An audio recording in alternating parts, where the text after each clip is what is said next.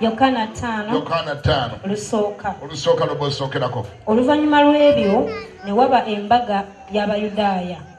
Yesu n'ayambuka ku Yerusaalemi. Naye mu Yerusaalemi awali omulyango gw'endiga waliwo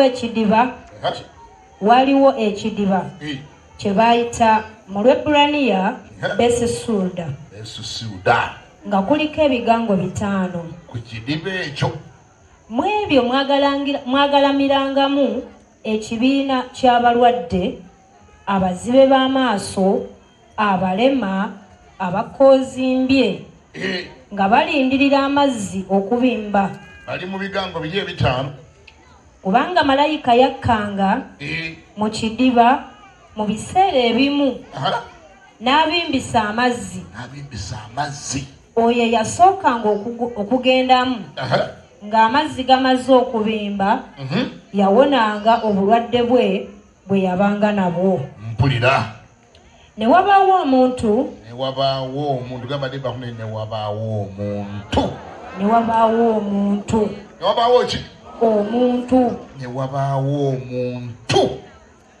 Ati yalibanga na wano yazze. Sibalimba. Ne wabaawo omuntu. Kigambe neba ne wabaawo omuntu. Yesu walola janga tajiridde bantu nga jiridde muntu. Amen. Kati yandibanga olwaleero yajiridde gwe. Teeka omukono wagulugeni Mukama oyo abeere nze. Ne wabeerawo omuntu ng'ayina ennaku ye. Jajjikubulira gye bujjaawo wamaaso konsomere. Eyalina endwadde. Omuntu ono yalina endwadde nga yakamala emyaka 38. Ayi Mukama Katonda. Yesu bwe yalaba oyo. Egyo emyaka n'abasinga wano tebannagiweza. Sikulimba. Naye omuntu yalina endwadde nga yakagomoka nayo emyaka 38. Simanyi eyo yakamala bbanga ki? Simanyi bagwe bizibu yakamala bbanga ki? Ebyono yali amaze nabyo emyaka 38. Yesu bw'abanga yayamba amaze n'ebizibu emyaka 38 gwatannagiweza ate oli mwangu ennyo olwaleero. Nga yakamala n'ennaku meka? Myaka meka? Emyaka 38. Mpulira. Yesu bwe yalaba oyo ng'agalamidde n'ategeera nga yakamala ennaku nnyingi. Yamulabanga agalamidde. N'amugamba nti oyagala okuba omulamu. Oyagala okuba omulamu. Omulwadde n'addamu atya? Omulwadde n'addamu nti ssebo sirina muntu ansuula mu kidiba. Amazzi we geeserera. Nze wenzijira omulala nga nsoose okukkamu. Yesu n'amugamba nti golokoka weetikka ekitanda kyo otambule. Amangu ago omuntu n'aba mulamu ne yeetikka ekitanda kye n'atambula. Kubira Yesu engalo. Kuba zinoge. Namye tokubira nze kubira Yesu. Ani awulidde ngambeko nti amiina.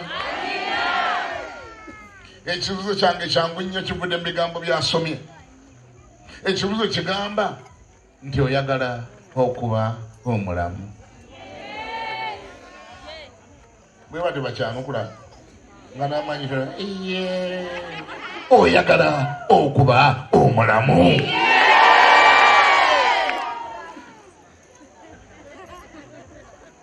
Bassebo ne bannyabo, ensi eno kwe tuli era kwe tutambulira ejjudde obutali bwenkanya. Kyangu nnyo gitambulirako ngolowooza nti ekwagala nnyo naye tekwetaaga nnyo.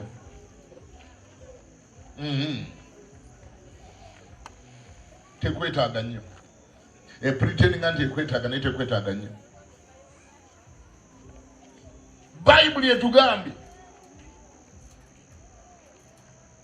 olunyiri olusooka yengenda okuddako.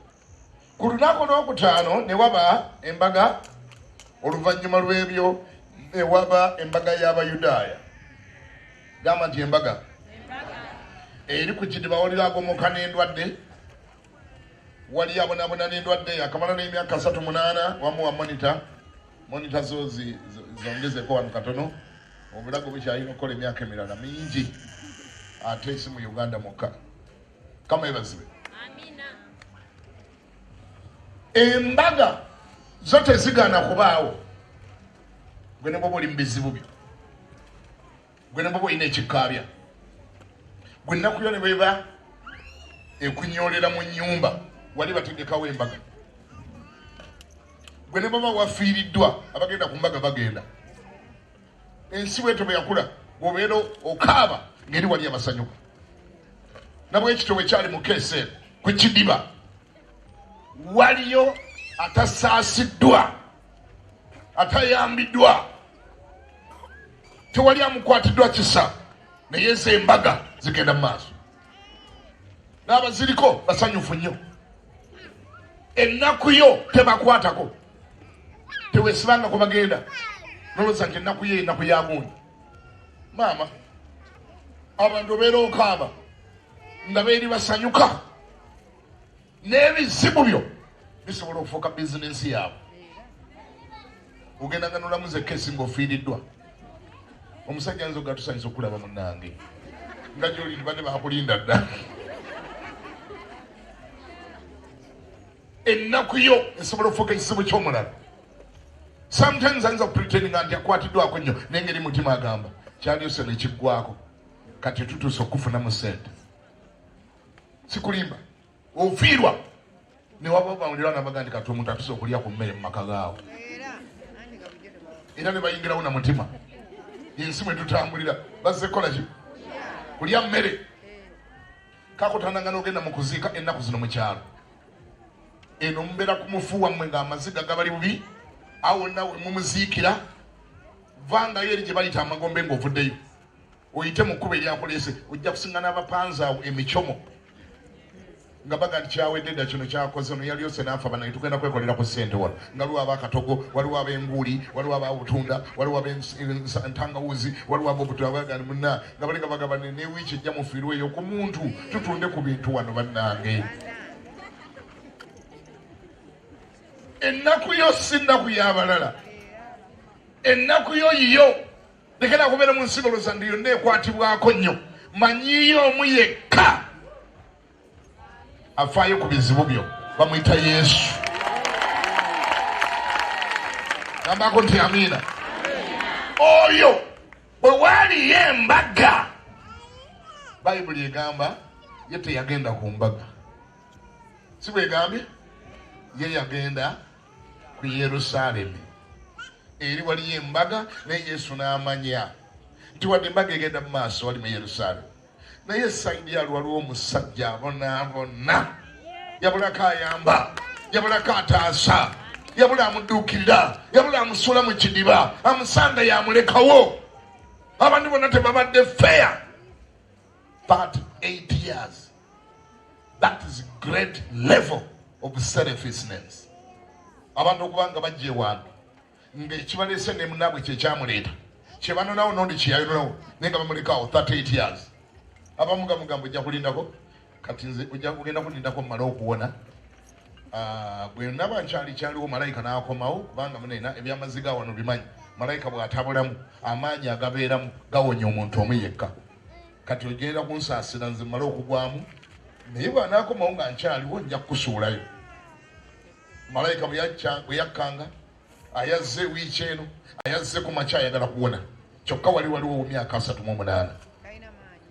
Ayazze eggulo naye ayagala kuwona, tebibakwatako, bo baagala kuwona.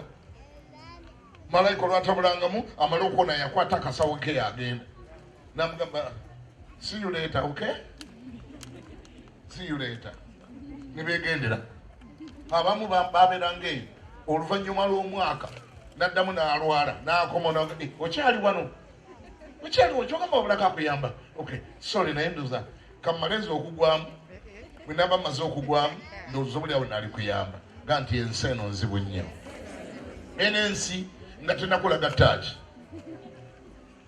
Enensi bwetu bwe yakula leka gyeteekako nnyo ng'olowooza nti ekwagala nnyo. Buli ky'olina wali akyagala. Aka akayumba k'olina waliwo naye basabirira ofaddi akagule ku baana bo. Kubanga gwala bw'olina olugezigezi tojja kutunda. Naye mutima alina ekigamba wa obwo bwana bujja kukanguza agira yepankapanka tujja kagula. Osanyise enensi oluusi abantu abamu baseka gwe nolowooza nti baseka naawe basekerera ggwe tebaseka naawe. Bagamba okulokoka sijja kulokoka olowooza ensi yonna eri ku lulwo. Ani akulimba? Teri ku lulwo, teri ku sayidiyo. Abakwewaanya tebali ku ggwe. Kakutanda ng'ebyo bakwetagako ne bikuggwako oliddayo okubalaba. Sikulimba mwana gw'omuwala oyo muneensagana okulokoka ng'akuwaana ebbeere. Wo ali wana lwakuba likyali wano lirinde liyiringi terikuluku terigenda eno bwe liti nga giraavuze oliraba ayimiriddewo. Oyita byakusanga aka akabina kawaana mukalinga endoddo n'oyo jjajja gulaba atudde akulinanye yali akalina nga kasinga n'akako. Oli mukuwana ekintu ekisiimuuka ne kiva nawo. Jjajjawo mu kyalo yali alina akabina nga kasinga n'akako naye tekaliiwo. Odidde ebintu ebiggwawo amangu k'osimbye obulamu bwo kwe bakuwaanira kwe bakuleetedde okujeemera Katonda. Olowooza bagenda kukuwaana emirembe n'emirembe. Kyuka okyukire Yesu yekka yakwagala. Kubanga ye Yesu akabina ne bwe kaggwako asigala mukwano gwo. Ebbeere ne bwe lifuuka giraavuzi asigala mukwano gwo. Siwulire bw'ŋŋambyeko nti amiina. Muvubuka gwe sente ne bwe ziggwawo Yesu ajja kusigala nga gamba oli mukwano gwawe. Bakwena ensi togyeteekera. Yesu yafaayo ku abo abatafiiriddwako. Yayagala abatalina bibaagazisa. Yesu yayagala abatalina bibaagazisa. Naye ensi eno yakulabulana nga tenakwagala nnyo yagala kusooka kumanya oyina kaki. Kiki ky'olina tukwagalako ki? Oyina ki? Musajja gwe abakazi abakwepansa baagala kumanya oyina ki. Basooka nakubuuza ennaku zino abaana abawala mu Kampala balina ekibuuzo bakiparaphrasing nga bakibuuza mu ngeri nzibu nnyo tutegeera nakyategeeza. Abuuza banne nti oyo ali biki? Kati ffe abakuzeekuzeemu osigala totegedde kyabagamba ali biki. Ekyo kizinga byonna baagala kumanya olinawo kaki. Gwani mu society osulawa okola mulimu ki oyina buyigirize bwenkanawa gwani. Kyekibuuzo kiri eki bakibuuza naye nga kisamalayizinga byonna era byonna baba babuuza profayiro yo. Ankubira essimu ansiiya asimayiri nga wamma mmwe muludde kuno ali biki. Ekitegeeza gwe gwe si gwe yeetaaga tayagala gwe ayagala biri byabuuza oba ddala weebiri bwe biba bwebiri mugende mu maaso oba tebiriiwo mwesonyiwe genda onoonye banno. Ozanyisa gwe abaana b'e Kampala bali sharp tumusindirako nnaku yo. Kati ng'oli ku olwo kijja kulokoka kubanga Nammanda njagala nnyo weya akwagalako kiggwe. Dinda nga baleese Kampala City, Smart City. Bagende abatembeeyi babayimiriza omugende emirimu gyakyankalanamu katono olabe bw'ateekayo ajja gagende onoonye banno. Gwe mmanya ali omu yekka asobola okukulemerako ne bw'oba tolina kikwagazisa bamuyita Yesu. Wabeere yamukubira engalo n'akaluulu gamba nti oyo gwe njagala nange. Oyo tewali ali mu nkyaya, oyo tewali ali mu nzijako. Weebale Yesu okubeera mukwano gwange. Haleluya. Bayibuli egambye nti awo ku Yerusalemu, naye mu Yerusalemu waliyo omulyango gw'endiga. Okay? Naye mu Yerusalemu ewali omulyango ogw'endiga waliyo ekidiba. Ekidiba kino mu Lwebolaniya nga bakiyita Besu Suda. Ekidiba kino nga kiriko ebigango 5, gamba nti 5. Biki? Mu Yerusalemu. Kati kankwe geography ya Yerusalemu wali Yesu we yagenda olabengeri gye waakola. Mu Yerusalemu ewali omulyango gw'endiga ganti ku bbalibbali awo nga waliwo ate ebigango 5. Wewali omulyango ogw'endiga kyokka waliwo n'ekidiba bakiyita Besusuda. Naye ku bbali ya Besusuda nga kwateekebwako ebigango strategically bateekako ebigango 5. Obaba lwaki bateekako 5? N'obuto gwaliyo kyakyebuuza. Oba nabo bayagala kutegeka ne bagandika kati abakatoliki babeere omwo, abangirikani babeere mu kino, abasiraamu babeere muno, abasebenisi ne babeere muno, n'abasadokisi muno. Buli omu abeere mu ddiini ye. Simanyi lwaki bateekawo 5 biramba. Naye byali bimeka? Beki ababeerangamu? Kati soke tuli kalakita kategole ey'abantu ababibeerangamu. Ababibeerangamu ebigango bino 5 bawulire gandi ngendo bawulira. Mu ebyo mwagalamirangamu ebibiina by'abalwadde. Abalwadde bano mwabangamu abazibe b'amaaso. Okay, gandi abazibe b'amaaso. Kyogere namaanyi nti bazibe b'amaaso. Omuzibe w'amaaso yaliwa atalaba. Abantu abamu n'amaaso gabeera gatunula naye nga tebalaba. Nga birina amaaso naye nga tebiraba. Omuntu bw'omusuubira okulaba kye yalirabye nga takiraba. Ne bw'omulabanga nga akanudde bw'ati omanyanga nti oyo gundi lwakanula maaso naye talaba. Wangi? Takola atya? Kyalaba. Kubanga naye ekintu kye yali badde alaba. Naga naye kino nkiraba, baba takiraba. Then tegeera ntalaba. Lwakuba n'ebintu ebisinga obungi abatalaba oluusi tebamanyi nti tebalaba. Wali awulira ngambeko nti amina. N'otegeera ddi nti tolaba. Bw'obanga osobola okugenda mu ssabo n'osinga naye akasajja kammandwa akatalina nangatto mu bigere nga n'amannyo gaakavaamu nga kawunya n'enkwawa nga kali mu ssabo akayumba kaako nga kangerigeri ne kaga ndi muzzukulu wano w'otuuse abagagga bonna ab'omu Kampala bwe bano n'obugagga n'okagamba nejjajja beera serious obugagga obuba obuliwa obwavu nga bulabika nga buwunyako ggwe nagandi wano bano na mwana nga obugagga era n'essudiru yakava wano wangi kakati nze sinenyakko mba nenyagwa agenzeyo ono n'obugagga ku muntu atabulina yenyini tabulina entunula eyo nayo neraga bwavu akayumba kalimu ka bwavu siripa emu ya bbulu endala mmyufu emyufu eriko ekikwaso mu maaso ate neya bbulu yakutukuka ekibajju naye kagamba muzzukulu lino eddagala lyenkuwadde lino ligenda kuwa obugagga muzzukulu kati nze mba sinenyakko nenyagwa yagenze nemanya nti olabika tokola otya bwekibanga nga si bwongoobo nti bwe butakola bulungi kirabika tolaba era n'abamu ku mmwe mwali mugenzeeyokko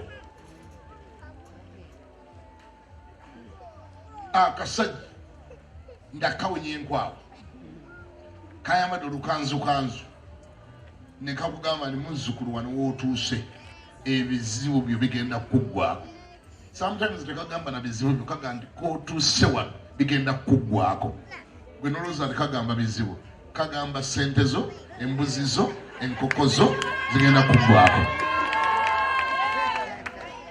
Era gwe n'otazuukuka.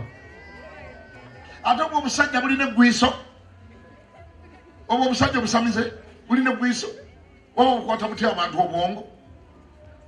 Okasengana nga kalidde embuzi z'abantu, enkoko z'abantu, ente z'abantu, nga n'abamu kabeebaseeko. Singa n'omukazi ow'ebbeeyi ng'atunula nga mukyala minisita.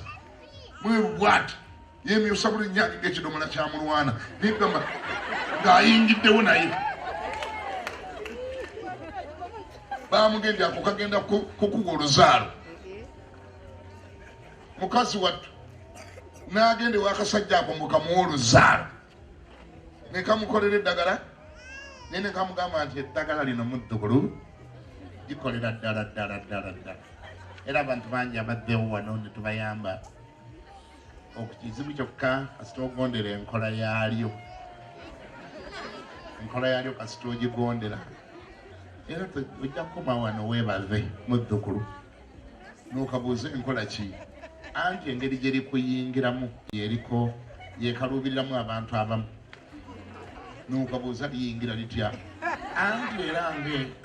Anti era ng'eryemulago nalyo baliteeka mu mpiso.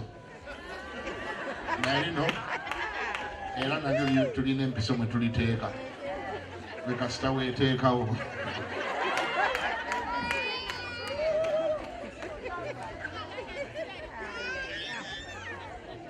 Olwo kanoonya we kakwebakirako.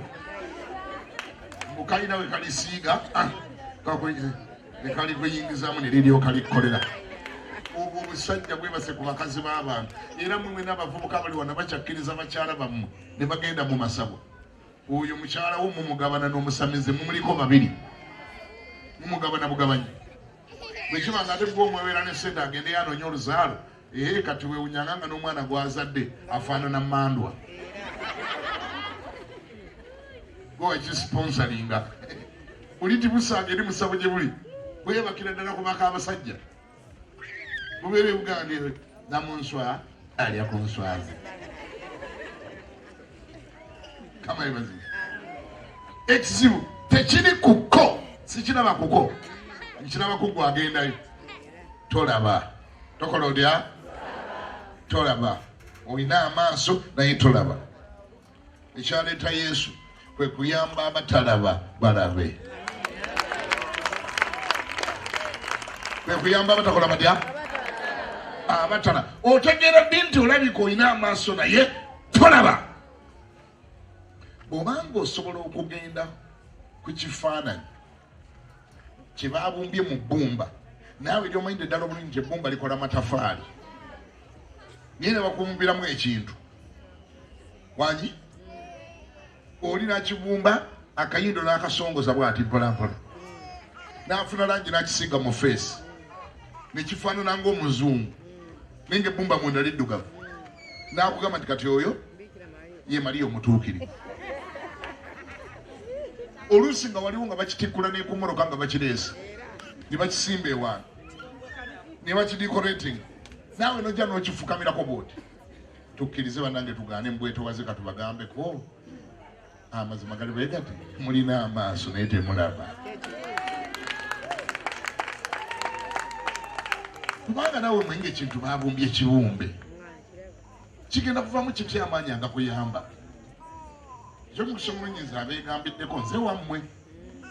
Kubanga nze nazaalibwa mu Bukatuliki, nenkulira mu Bukatuliki, bambatiriza mu Bukatuliki, nenfuna amasaakalamentu gonna kumpi okugamalayo okuggyako eryakusigibwa kw'abalwana. Naye agasigadde gonna nga lina.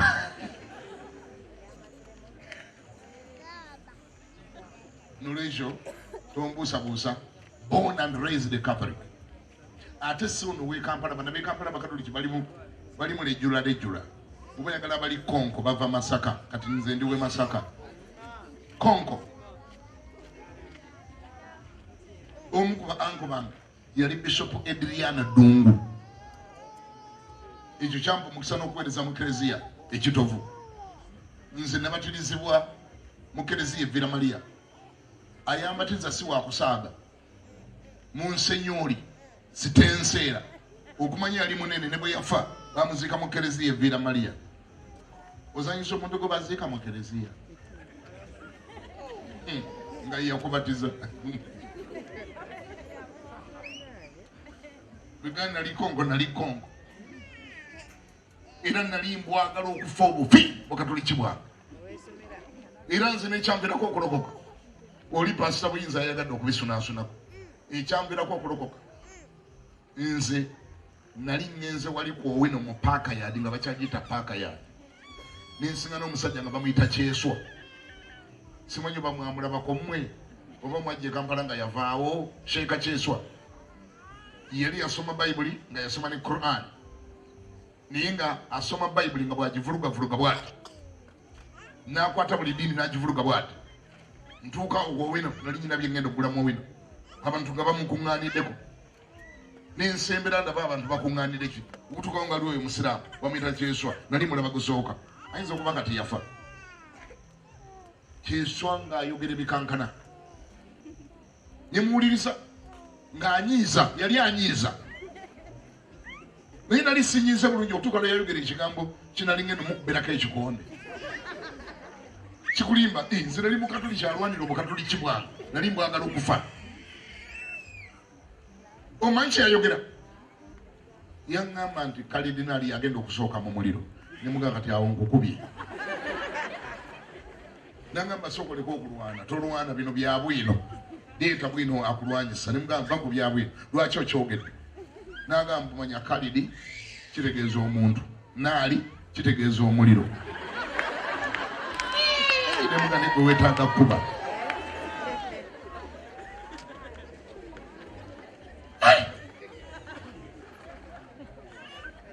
okuva olwo nempikinga interest omuwulirizanga mwanukulenga byavoola naye ekizibu kyenayina sagala kibalimu fe mukatoliki baali batugana okusoma Bayibuli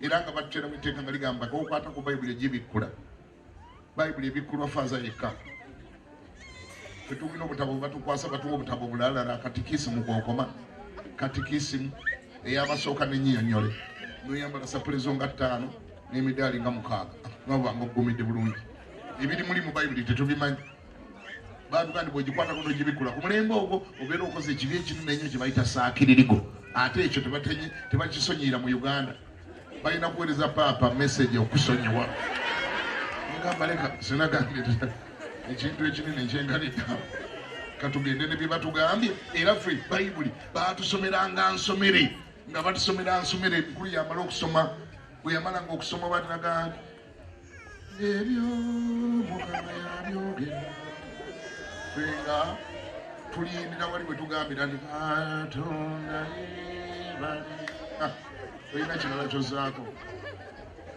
biri yabimanyi yabisoma yabijjemu ate nga nekirala batutiisa batugambye yamanyi ebingi ajja kunoonyezebwako bingi nugayi kiki nga nakyo bakitukutira nti bwegakutanda nogibikkula nolaba ebintu ebirimu nakyo kijja kuwa obuzibu kubanga mbw yamanyi ebingi ajja kunoonyezebwako bingi byenkubulira true story ffe bwetyo bwe twali mu myaka gyaffe togibikkula lwa nsonga ezo toyagala kumanya bingi sikulanga bali bikubuuza kale nogenda nebyo bakugambye byogenda nabyo byotwala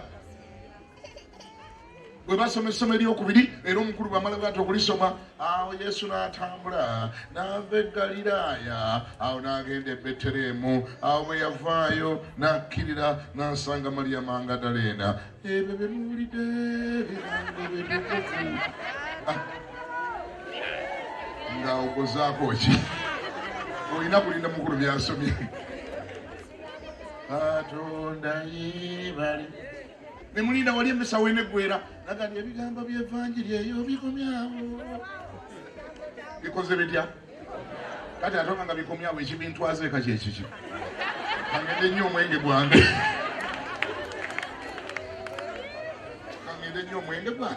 era bwe twavangawo nga tugenda ku nguuli ebigambo byatugambye byakomyewa awo we twabiwuliridde nga tukona nguuli wiiki ono gimalako otiguka nemusabo n'ogenda ne buli kintu n'okikola kakati ku lw'omukaaga bw'obanga olaba wayonoonye nnyo nga jjudde nnyo ebibi ebingi n'okeerayokko ng'ogende kwegamba wejjuse conference akalamento lya ani penitensia kuyingira n'otulawo katebe n'olinda abaliwo naawe ne weesonsekayo omukulu n'akubuuza nti amannya go nti David Kiganda wakoze eki anti mu wiiki eno nabbye nayenze n'okusamira nensamira simayulira byonna nomala okubyogera bwe mutabamwe kinene nnyo kimukanga naga nti nkusonyiye kubanga fe abamu bafaaza baffe baali bayitale naye nga bayiga Oluganda nalokaga nti nkusonyiye genda osoma Emirembe Mariya 2 n'Ekitafaali mu ggulu 3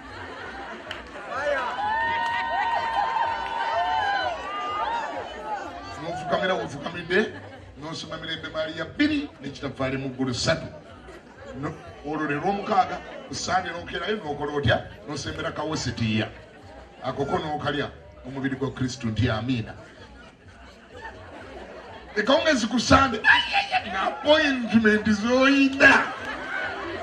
appointment z'oyina olina okuba mu bbaala olina okuba ne baggaalo olina okuba nakiri nga wakalidde ku makya bwe bulamu mwe twatambuliranga tenga eddiini njagala nga njikubirako ekikonde tosaaga wadde omwenge munywa musaba ombaayo bamaama mbalina naye ate nga bwogireetamu olugezigezi eddiini yange njikubirako ekikonde gamba neba nti eyo eddiini sibawulire gamba nti eyo eddiini ekibi bwe kyabanga ekinene ate ogenda omulaba nga ajjayo kalamu ng'awandiika kasoba nga ekintu kyoyogedde kinene natta omuntu ekyo ng'akiwandiika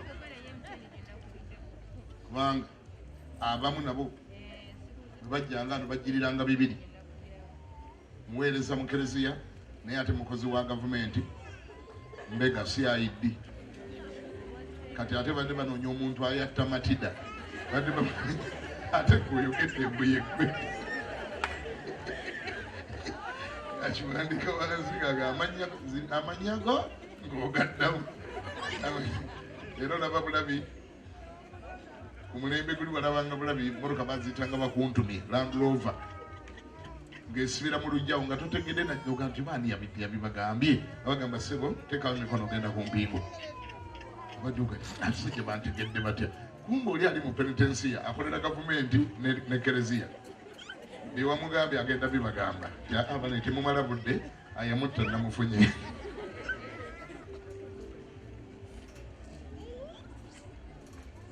gamba ne bafune nti eyo eddiini eddiini tiyali badde ebi naye tekuyamba kutegeera Katonda amaaso baba galina naye nga tolaba kyekyanviirako okulokoka gambye nali ngenda kuba kyeso ekikonde nangamba nti sebe ebintu bino si byakulwana tebalwana bulwanyi oleeta bwino nga bwino mulina nga mmanyiyo nakanyirira akamu mu Bayibuli ate abalokole nali mbakyawa nga mbakyawa nallo na mutima kubanga ewaffe Masaka baali batutendeka okukyawa abalokole nga ne walinye ojjula okwokyawa omuliro Masaka nga ne bwaba mwana wo ng'alokose n'omukkiriza najja n'ayanjulira ewuwo mu makaago ekyo kyokka kikuggisako amasaakalamento gonna g'obadde oyina noddayo n'onoonya malala onooba gafiiriddwa omwana we yalokose ng'alokoka atya alokole nga tugira okubookya omuliro twabavuma nga buli kika kya kivumo kyonna kye baali batugamba okubavuma namba 1 be bannabbi ab'obulimba babatugamba kenkomerero ngeneetera okutuuka balijja be bano bannabbi ab'obulimba abatali bannabbi b'obulimba nga tulina n'eyirizi mu kiwato gyegiri mu bulago olinamu omudaali ne sapuli naye ne mu kiwato waliwo eyirizi naye omulokole babatugamba tubavume nnyo nnyo nnyo nnyo be bannabbi b'obulimba era nga tubavuma nallo bannabbi b'obulimba babatugamba enkomerero ngeneetera okutuuka twalira eddiini y'Abanyarwanda ye twavuma abo bannange kubanga ku mulembe ogwo gamba nti ogwo n'okubeera obwezi omunyalonda kyali kikyali kivumo naye bwobanga oli wano nga oli munyalonda mwekubireko mu ngalo Katonda kati yababa mwe balangira Mukama yamala n'abekyusa tekikyali kivumo ebyo twabibavumanga byonna twala eri oyogera ki Kanate bena jini Kampala ne banjikiriza ebivume ebipya mujjako ettaala mugenda mu night prayer ne mujjako ettaala nimala okuyimba ne muze ne mulyoka mugambagana buli munagamba mune mu Yesu akuntumyeko ate twabikkirizanga ndi bituufu wadde nga situgendangako mu night prayer naye nga baabi tuteekamu ne tubikkiriza tibituufu kirala nga bagenda ekiro mu night prayer ne bajjako ettaala era nze bwe nasooka okgenda mu kanisa y'abalokole mu 1985 wali ekibuye ku prayer palace edda ennyo bagiyitanga Victory. Ekimu ku byantwala mu night prayer natuula mu kasonda nga njagala kulabira ddala bwe bazikiriza ettaala saawa mmeka ze bazikiza mbafuneko obujulizi nakanda kubeerayo bayimbye basabye bazinye babuuse obudde ne bukyaga tebazikiriza ttaala mbaye ebintu bino byebatugamba bituufu nti bano bajjako ettaala nentegera twabyogezesanga bukyali nva ku kyokulokoka abalokole gambye nali sibaagala naye wali we twakuŋŋaanira nga wegambye mupaaka yali awo kyeswa wawakanyiza ab'eddiini bonna bajjangawo bwe wajjulanga waliwo n'abalala bakolerawo bakyando batundirawo eddagala empaka ne zigenda mu maaso mu kibuga Kampala ina nakwata omuliro mu 85 awo 86 nga buli wantu osiŋŋanawo akakuukulu k'abalokole be bayita bampa bwino n'abasiraamu battunka pa bwino leeta bwino okijjeewa yogera mpaka ne bazitwala wali mu paaka empya paaka enkadde ku stage y'ekibuye awo twagendangawo buli lunaku sinnalokoka naye nga mpikinze interest ngenze kulwanira ddiini yange wabula ekizibu kyennyina sina yadde akanyiriri mu bayibuli ate ziri empaka nga za muntu alina ennyiriri kati nze nga sirina simanyi wulira akati ntandika nti okwagala abalokole baatuka essere ne bagabanya ennaku ezokukola empaka ezo ng'olw'emmande ne baga nti olw'emmande musiraamu na mukatoliki, Tuesday musiraamu na mwangirikaani, Wednesday musiraamu na museveniside. Simanyi bawulira Thursday ne bazigabanya bati Thursday musiraamu n'omulokole. Kati ezo ennaku ffenna twajjanga naye amazima kali beegati kanjogera empola tebatuwulira. Ku Mande twavangawo nga tulinga abakubiddwa enkuba. Omuntu ayatukiikiridde gwe baleese okwanukula ebibuuzo nga naye alinga nze talina kantu naaka talina kamanyi naye nga ate ye yazze ate twabanga n'amaanyi mangi nga zze nga alina essapule nga 3 bweziti mu bulago n'ogamba byo agenda byanukula oyo ayayayay sajja omusiraamu n'amuvuruga n'amuteeka wali ogamba kaayi waffe gwe twaweerezayo nga bamuvuluze ennyo. Tuesday musiraamu na mwangirikaani ulungo wulira mwaka munyenyamu akatonotono siraamu na mwangirikaani. Wednesday musiraamu na museveniside nga kaleetaleetamu ku ssuubi. Thursday musiraamu na mulokole ayayaya ng'endulu ezibera wali omulokole ng'akwatayo mulokole nga yanukula ebibuuzo simanyi wulira mulokole nga alina bwiru bayibuli egamba Yokaana 3:16 ngamba embwa zino era nagamba n'embwa zino embwa zino zayigira wa bayibuli simayewulira zibaagala ne kati ntandise okubaagalako ekyo buli kibababuuza bakyanukula buli lunyiriri bamanyi gye luli nentandika okubaagalako ekyo nenga nti embwa zino wadde sizaagala naye ate kirabika ngenda zikolako omukwano zimpe ku nnyiriri ezo era nze abalokole nabakolako omukwano okumpa ku bunyiriri obwo kubanga jjukira empaka ezabeerangayo kawungeezi naye ng'ate ne mu maduuka gye tukolera nze gye nakoleranga n'abalala mu maduuka gye tukolera emisana nga tusiibamu ebyo mpaka zaleeta bwino mpaka za bayibuli kati ne bampa ku bunyiriri obwo nange ne mbuwandika ne mbuteekanga mu nsawo sinalokoka ne mbutwala eri gyenkola ki gyenkolera ne tutunka lunaku tulumala tutuuka nange njogeramu ebitonotono nefudde omulokole naye nga sinnalokoka. Kati ateekawo ngezi nyina okuddayo ndabe ku balokole abanyongera ebirala simanyi olaba bwe ngenda ate kaakati ndokoka naye abali baga naye oli mulokole nimbaga ndi naye nga ate sindi mulokole simanyi olira nentandikiriza okwagala abalokole era ebbanga teryali ddene nnyo. Mwagala bawe ku bujulizi naye mwagala olugambo. Natuuka ekiseera ne mbyegattamu nga n'okolokoka sinalokoka. Nze natandika okuwulira enjiri nga n'okolokoka sinalokoka. Nkuwulire natandikira eri mu dduuka. Kati abanda banga ne wano mu mpaka ezaabeerangawo ku paaka nazo ne nzeegattamu. Leeta bwino alinga leeta bwino nga nzira ku sayidi y'abalokole ne tuwakanya abasiraamu abo. Nzira ku sayidi y'abalokole ne tuwakanya abasiraamu abo.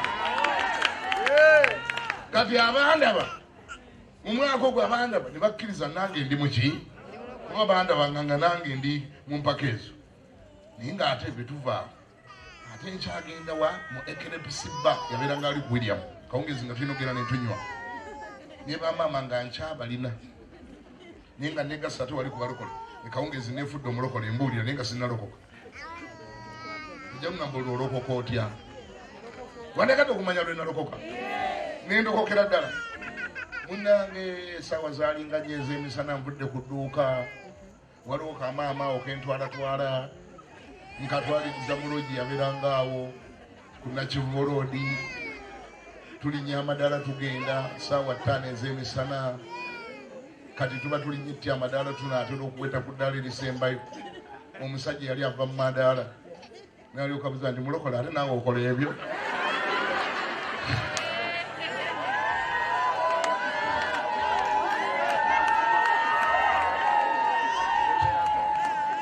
Nampadde busente lwakwogera mazima. Simanyi wulira eri mu kibuga gye mbuulirira balowoleza dda ndi muki mulokole naye ate eno nyina double life gye ntambuza. Era omusajja bwe yabuuza ekiro nga nti ne ngamba gaalo bategedde tuddeyo nja kuyita. Bana vaawo nga mpulira bubi nnyo nga kirabika Katonda andabye.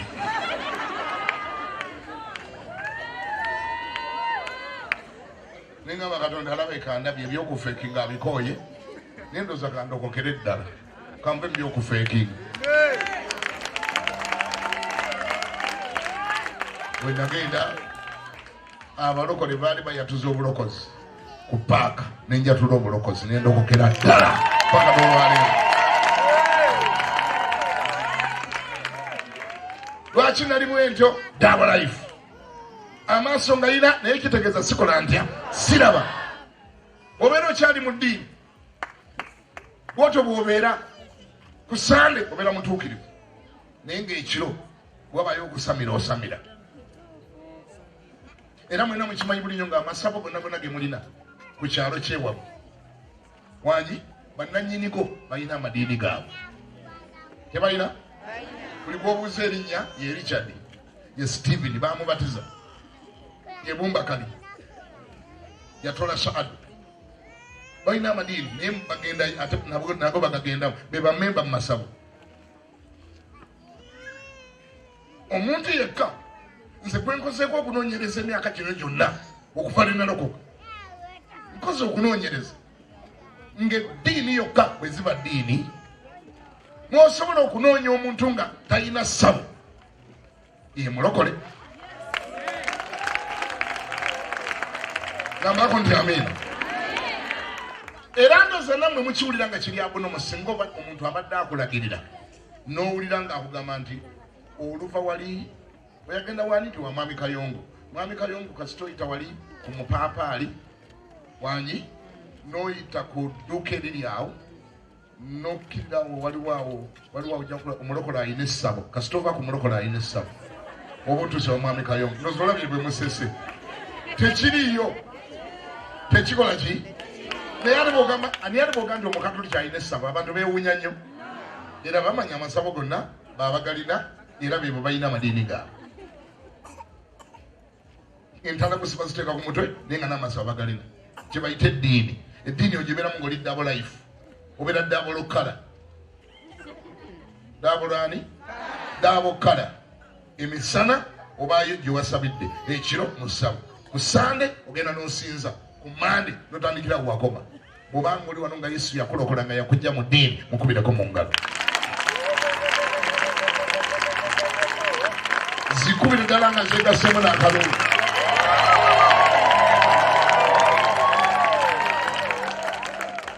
Kyenavudde gamba nti olw'ebigango bino bikiikirira amadini gaffe ge tulina kubanga byali awo nga weebiri bigango kimu bibiri bisatu bina bitaano naye abalimu balwadde baki balwadde balwala bulwadde kikaki abamu bazibe b'amaaso abalala balema atambula baki atambula naye mulema wali obulemu obw'omwoyo wali n'obulemu obw'omubiri obanga otambula kibaliga mu mukama waffe Yesu oli mulema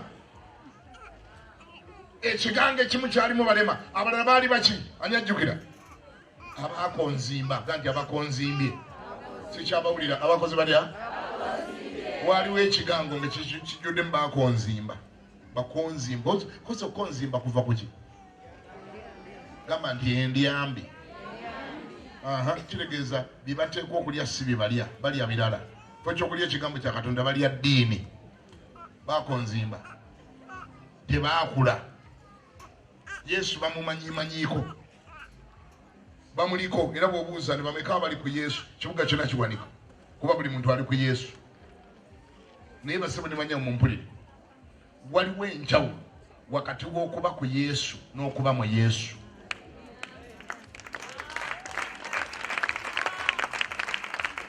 Yesu teyafa gwobeere ku Yesu bw'oba oli ku Yesu beera mwegendeza wandigenda mugenda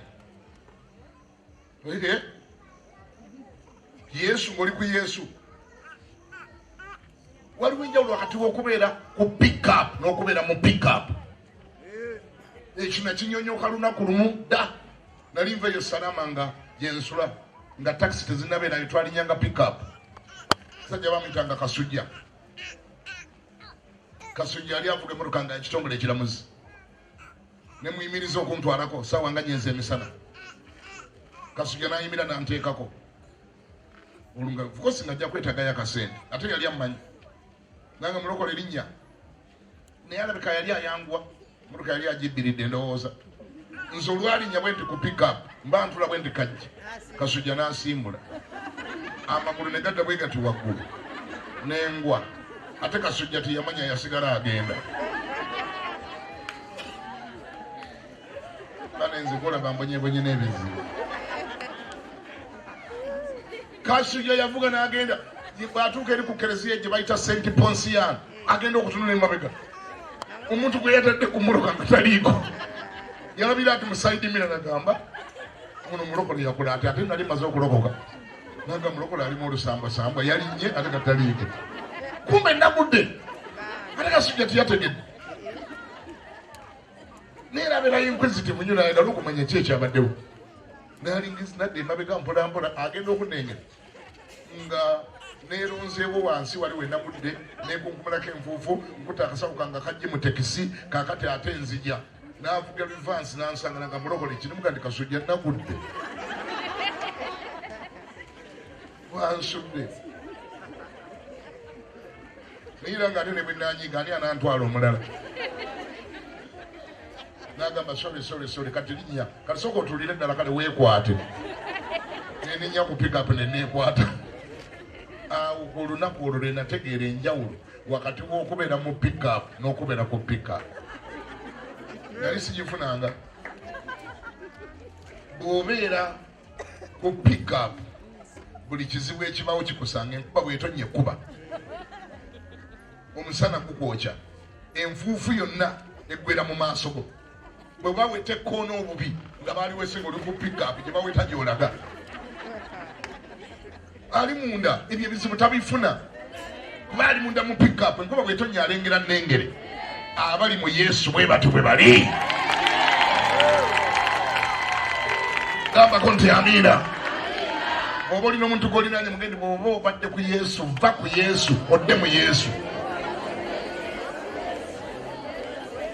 obadde oyagala okumanya enjawulo wakati w'abalokole n'abatali balokole oyagala kumanya enjawulo eyo abaalokoka bali mu Yesu munda abatalokokanga bali ku Yesu kati bw'oba okooye okuba ku Yesu va ku Yesu odde mu Yesu bwengalo nga nange nazuulira gambako nti amiina ku Yesu ogenda kufuna ebizibu bingi nnyo kubanga oli ku Yesu. Buli aloga ajja kuloga kubanga ologeka. Toyina bogenda kwewala kunywa nguuli ate ng'oli mu ddiini ojja ginywa. Lubaala ajja kukuba engoma mu mutwe. Ebintu by'ekika bijja kunoonya ojja kumaliriza osamidde. Bintu bifaayo ku ddiini, eby'ekika tebifaayo ku ddiini, tebikwatako. Eddiini terina maanyi galemesa lubaale, terina maanyi galemesa mayembe. Era mwena mwekimanyi nti ate eddiini ogirimu naye omala n'ogenda mu kyalo ne mubikola. Lwaki mubikola? Toyina maanyi gabiziyiza. Nkuwadde amagezi obanga onobiwona. Onoona lubaale we wammwe, ebiteega bye wammwe, ebyatta kitaawo nga talina keyeekoledde. Ebyo ebyalemesa nnyoko obulamu, ebyo bw'oba onoobiwona, kkiriza Yesu omwana wa Katonda, ove ku Yesu, bbira ddala mu Yesu. Gamba nti amiina.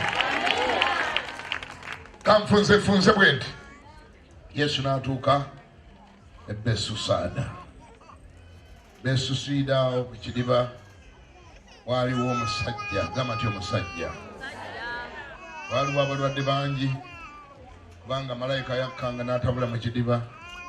Yasookanga okugwa mu kidiba naawe n'endwadde yabanga agenze nayo. Katonda bw'atyo bwe yakikolanga. Yabaweerezangayo malayika wansi ne wayiro n'atabula mu mazzi asoose okugwamu. First come, first serve. Naye nno bambi nga waliwo omwami, gamba nti oyo, nga bambi ye yali yagongobala nnyo.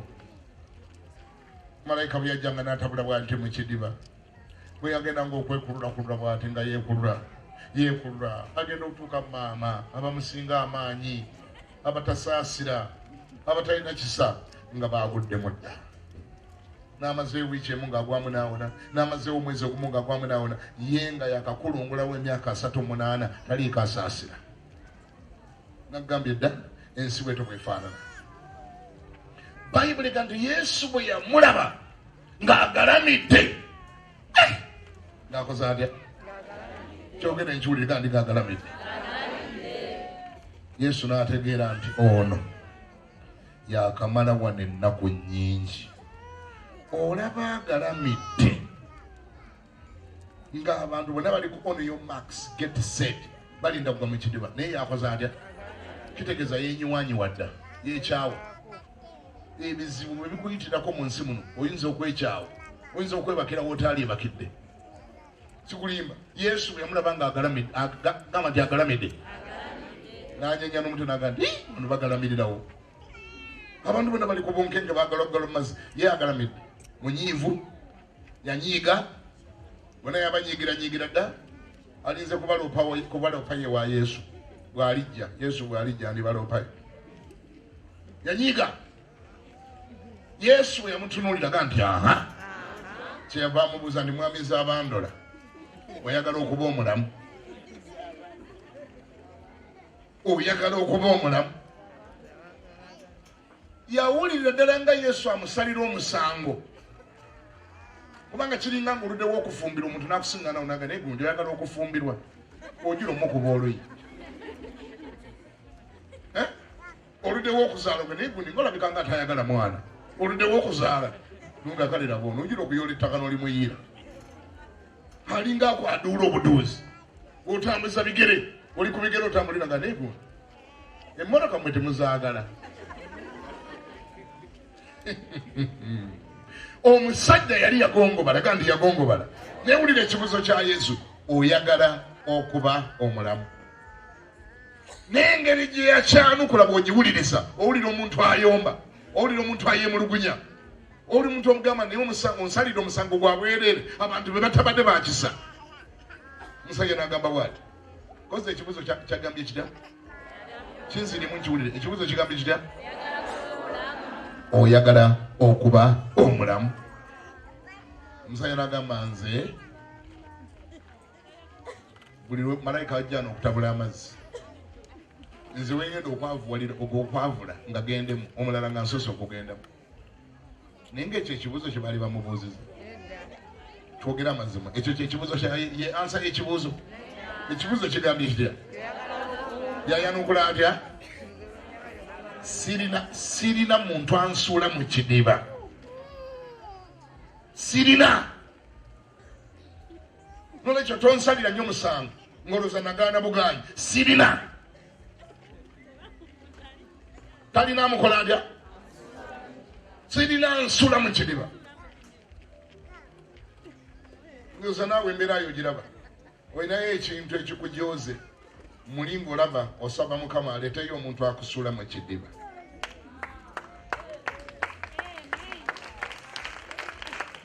oba okubeka lusikubire eddala zino gwe sirina nsula mu kidiba nze wenzijira omulala nga nsosa okugendamu ekibuzo kiri nti oyagala okuba omulamu oyagala okulokoka ani kwegamba eddiini ya taata kwegamba mulali badde nalokoka naye mwegamba eddiini ya taata oyagala okulokoka ani kwegamba omanyi ne mama teyali mulokole netata oyagala okulokoka ani kwegamba gamba nyina okusoka kwegenda okwembweza ku bakulu b'eddiini nabo banga ddala nalokoka oyagala okulokoka ansa eriye oba nedda totawana kuwoza birala yanukula ekibuuzo kuba yesu azze wangi yesu bw'aba azze teyeetaaga kidiba teyeetaaga muntu akusuulayo oba waliwo abatakusuulayo abo beesonyiwe kubanga wulira sokoleko okuba engalo wulira malayika abadde ajjanga bulijjo ng'atabula mu kidiba n'ateekamu otwanyi otuwonya omuntu omu abadde amutuma kati yakubuuza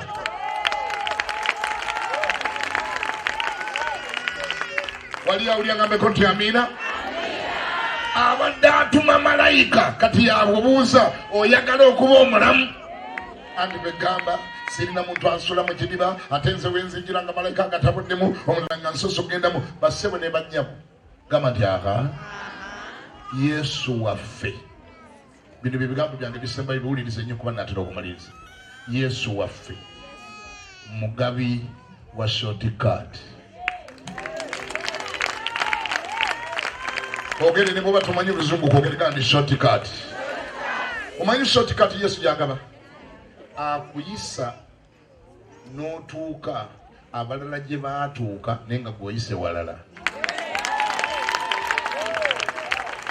wangi ofuna abalala bye baafuna nga batawaanye nnyo naye nga gweoyise mu shortcut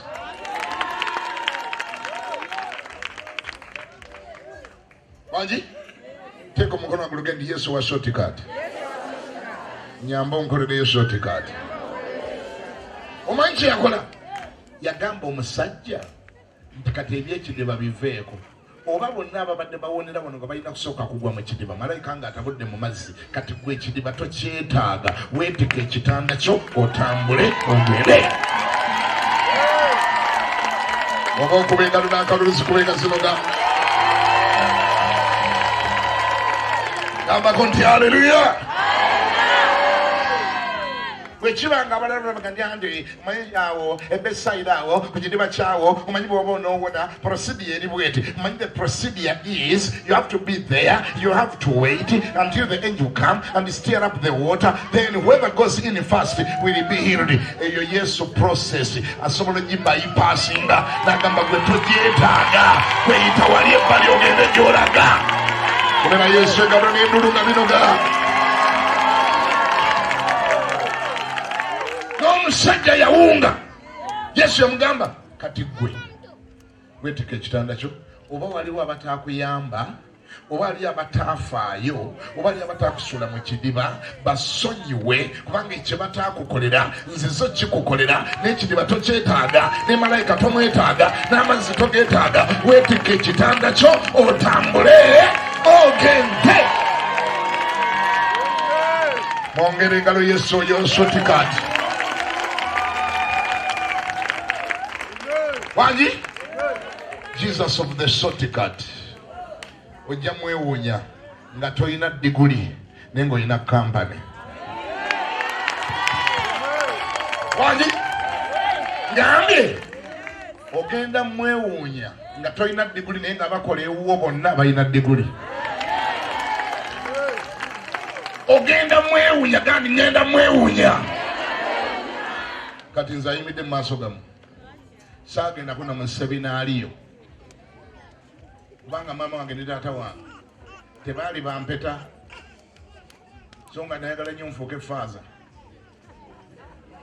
e Bukalasa, nayagala ngende Bukalasa nsomo bwa faaza ne Katigondo. Tuba tumaze okubitetenkanya byonna nempapula nga tuzijjuzza ne bankubira akalango nti maama wo ne taata wo baali bagatte awo nempuunawo ne bagamba tekijja kusoboka obuseminaaliyo bwesonyiwe nensubwa okufuuka faaza nengali bananga bwa faaza bunsubye naye raba Yesu ono wa shortcut kati ate bwanfuula omubuulizi ku ssaawa eno gambako nti amiina. Abamu bafaaza abaseminaaliyo be nali nnyingira nabo baagenda ne babusoma na kati simanyi gye bali tebalina ne kibali bakoze mu nsi ne Uganda tebamanyi. Naye nze Yesu gwe yagamba wamma baveeko bali weetika ekitanda ky'otambule. Teeka omukono ogulege ndi Yesu gw'ogaba shortcut. Nsaba agikumpeere n'ewiiki enakuweyo shortcut. Ani awulira agambe nti amiina. Akuyise wangi akuyise abalala gye batayitanga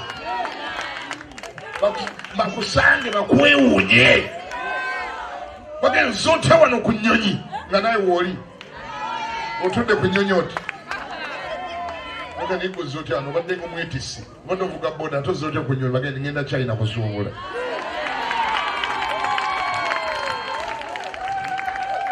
Teeka omukono guno ngulangirireko Yesu akumpeereyo shortcut mu linnya erya Yesu. Ono ayawona omusajja shortcut naawe akuweeyo eyiyo.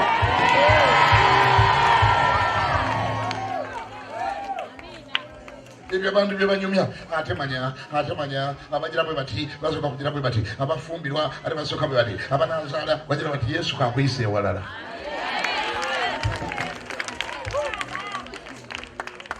Bayibuli ganti amangu ago omusajja n'awona kuba yakkiriza ebigambo bya Yesu n'ajjawo empaka n'okwanukula ebibuuzo obubi. Bamukwanukula ebibuuzo obubi bagamba oyagala okulokoka anti kwegamba vaamu ebyo lokoka bulokozi Yesu akutandikeko. Mwena muyimirire lokoka Yesu akutandikeko. Ye byakola bano ndiko okuyomba naye nga yagenza. Teeka emikono waggulu. Yange byonna bye nakola okuva mu buto okutuusa olwaleero binsonyiwe byonna osangula amannya gange mu kitabo ky'abafu era ekyaboonoonyi ogawandiike ekitabo ky'abalamu era ekyabatuukirivu kubanga olwaleero nze n'omutima gwange nzikiriza okwemba obutuukirivu era njatula n'akamwa kange nti ndokose mu linnya erya Yesu. Amiina.